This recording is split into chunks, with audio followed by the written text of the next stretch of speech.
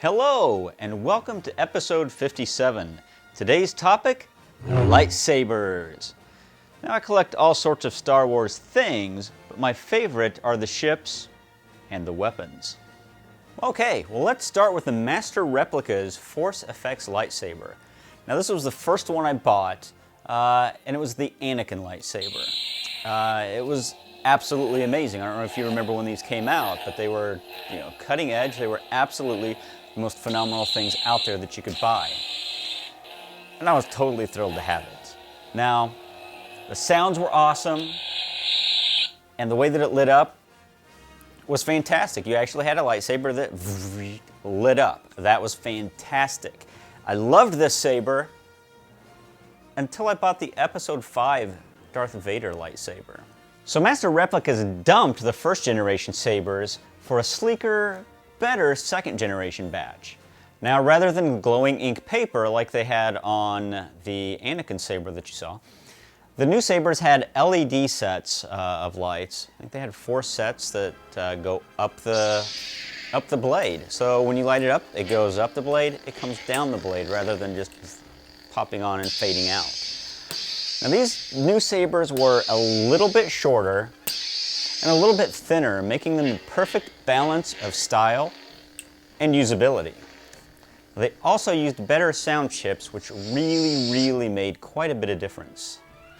Now, from my Darth Vader lightsaber, I moved on to the Mace Windu saber. Now, not much changed in the design and the workings from the 2nd gen to the 3rd gen lightsabers. You still had the great LEDs, you had the sound, plus the continued attention to detail made these lightsabers fun and collectible. Now, Master Replicas really accomplished something by making a true collectible that was actually affordable. It's too bad that they were bought out by Erdl, and that Erdl, thinking they had their hands on a gold mine, thought they could get more cash out of Lucas's licensing branch. Greed is not good. Now, Hasbro ended up taking over, and I managed to grab a Count Dooku lightsaber, which I was ecstatic about. Bought it from a local bookstore. But when I got it home, it had pieces that were missing. And the thing with this bookstore is they don't keep anything like that out of the way. So customers, kids, anyone could grab them, open them, play with them. So when I got it home, there were pieces missing. So I had to take it back, and I have yet to be able to replace that with a Count Dooku saber that I really want. Now, I do have a large collection of lightsabers, starting with a vintage Vader saber from The Empire Strikes Back. Now, it's not electric. It's actually a hollow tube that whistles while you swing it. Now, from there's an assortment of Hasbro electronic sabers, including the spring-activated models. So when Hasbro first made these, they seemed a bit bulky, but when I bought my first one, it really wasn't too bad. I loved the Darth Vader one. That's the one I bought. So I ended up recently buying the Mace Windu version. Now, for being someone who was totally against the character in the beginning, and really it was only for the fact that Samuel L. Jackson had gotten on television and said, "Oh, I really love Star Wars. I really want George Lucas to put me in the movies when they come out."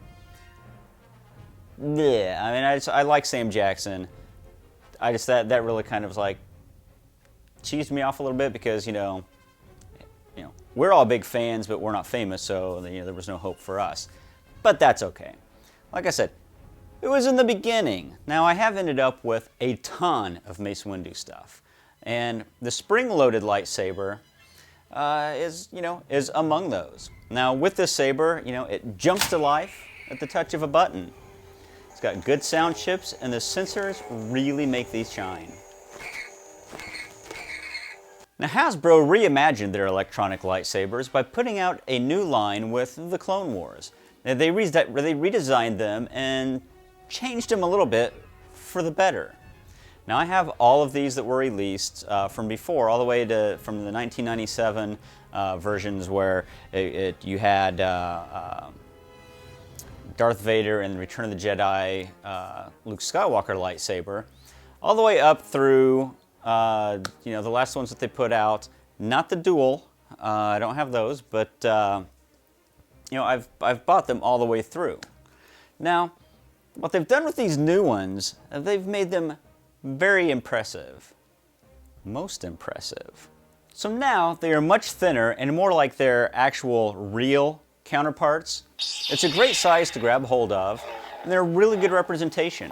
Now I'm not sure if this newfound process is due to the great response from the redesigned Falcon, or for Hasbro's takeover of the Force Effects line, or that they are just making toys that can truly be called collectibles. But whatever it is, I'm glad that they are doing it, and I hope they don't stop. Within this new line of lightsabers that they've put out, I was able to grab the Obi-Wan and the Yoda lightsabers. I'm sure I will end up getting the Darth Vader and the Anakin sabers as well. The thing that's neat about these also is right now they are also packed with the Great Lightsaber Battles DVD. Hasbro, great job on your new goal of quality.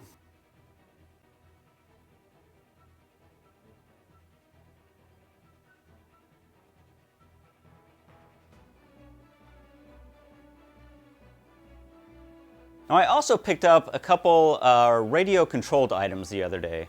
I was in a local store and saw that they marked down the RC ships. I was looking at the Jedi Starfighter and the Republic Gunship. I chose the Gunship.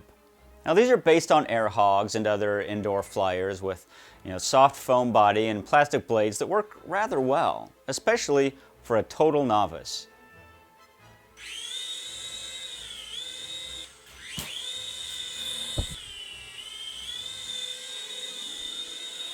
Now it charges through the controller for about 5 minutes of flight. Don't worry, I will eventually get the hang of this.